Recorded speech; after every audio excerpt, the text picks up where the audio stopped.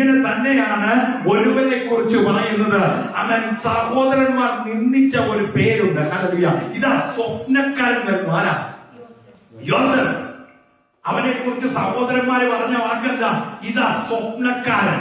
ഇവന്റെ പേരിന് പകരം അവനെ വിളിച്ച നാമമാണ് സ്വപ്നക്കാരൻ. അവൻ ആകെ കൂടി 2 സ്വപ്നമേ കണ്ടുള്ളൂ. ആ സ്വപ്നക്കാരൻ എന്നുള്ള പേര് അവനിൽ നിന്നും ദൈവം മാറ്റി വേറൊരു പേര് കൊടുത്തു. എന്താണെന്നറിയാമോ? ഇപ്പോൾ അവന്റെ പേര് എങ്ങനെയാണെന്നറിയാം? ഇവനെ സഹോദരന്മാർ പൊട്ടക്കിണറ്റിലിട്ടു. അവിടെ നിന്ന് അവനെ വിറ്റു. പോത്തിഫറിന്റെ ഭവനത്തിൽ പോയി. അവിടെ നിന്ന് ജയിലിലേക്ക് അല്ലെങ്കിൽ തടവറയിലേക്ക് പോയി. അവിടെ നിന്നിട്ടാണ് അവൻ. അപ്പോ ഇവിടെ ഒന്നും അവൻ സ്വപ്നം കണ്ടതായിട്ട് പറയുന്നില്ല. മനസ്സിലായോ? ഇവിടെ ഒന്നും സ്വപ്നം കണ്ടിട്ടില്ല. പക്ഷേ ആ സ്വപ്നത്തിന്റെ പൂർത്തീകരണത്തിലേക്ക് എത്താൻ ദൈവം സ്വപ്നം കാണുന്നവനെ അവന്റെ മുൻപിൽ വരുത്തി. ആമേൻ. എന്തിനാണെന്നറിയാമോ? വ്യാഖ്യാനിക്കാൻ. സ്വപ്നം അറിയാൻ അതിന്റെ പൊരുൾ പറഞ്ഞു കൊടുക്കേണ്ടതിന് തടവറയിൽ ഇരുന്നപ്പോൾ ഒരു പാനപാത്രവാഹകരുടെ മേലാളും അതുപോലെ അപ്പക്കാരന്റെ മേലാളും വന്ന് അവർ കണ്ട സ്വപ്നം വിവരിച്ചു പറഞ്ഞപ്പോൾ അവൻ ആരായി മാറി? സ്വപ്നത്തെ വ്യാഖ്യാനിക്കുന്നവനായി മാറി.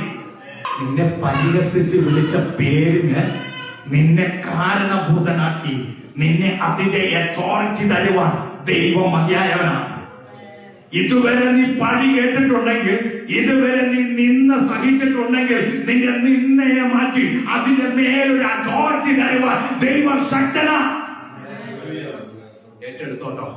ചില വ്യക്തി ജീവിതങ്ങളോട് ദൈവം വളരെ ആഴത്തിൽ ഇടപെടുക. എന്താണെന്നറിയാമോ? അവൻ ഇതുവരെ അനുഭവിക്കാതിരുന്ന ഒരു വേദന ജീവിതത്തിൽ അനുഭവിച്ചപ്പോൾ ദൈവമേ എന്ന് വിളിച്ച വിളിയുണ്ടല്ലോ, സ്വർഗം കേട്ടിട്ടുണ്ട്. എന്തിനാ?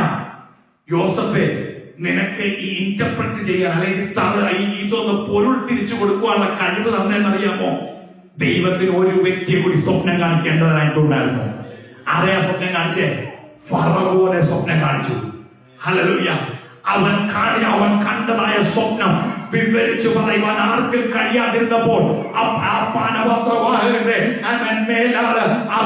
അവൻ പറയുകയാണ്, ഞാൻ തടവറയിൽ ഉണ്ടായിരുന്നപ്പോൾ എന്റെ കൂടെയുള്ള ഒരുവൻ അവൻ സ്വപ്നങ്ങളെ വ്യാഖ്യാനിച്ചതുപോലെ എനിക്ക് സംഭവിക്കാനിടയായി. അവന്റെ പേര് യോസഫ്. അവൻ ഇപ്പോഴും തടവറയില്ല.